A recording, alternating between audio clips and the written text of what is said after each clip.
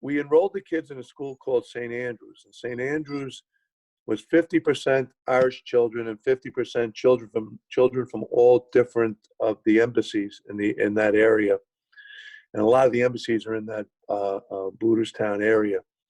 So through that, my wife got hooked up with the American Women's Club, and I connected with some of the parents and one of the fellows who was affiliated with the embassy, a guy by the name of Kevin Milas, Milas. Kevin worked for Gene Kennedy Smith. He was an attache of some sort there. And he said he had heard, we started talking about baseball, and gee, can we get the kids doing something in that regard? And he told me, I heard there was something going on up in Skerries.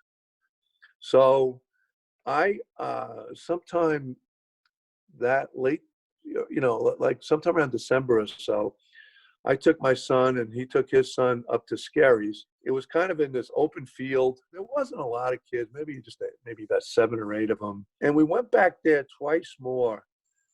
And that guy, Kevin Milas from the embassy, said, he goes, there's been some outreach from people in the Irish Softball Association about some support for baseball over here.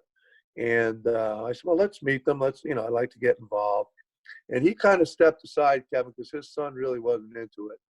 So he stepped aside and he introduced me to John Keyes, who was the head of the Irish Softball Association. And at the time, this guy, Barry Sheehan, who was an architect and head of the Irish Baseball Organization. And I met with both of them.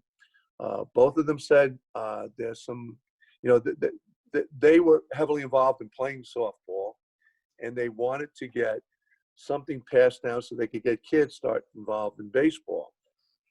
So that kind of started the whole ball rolling.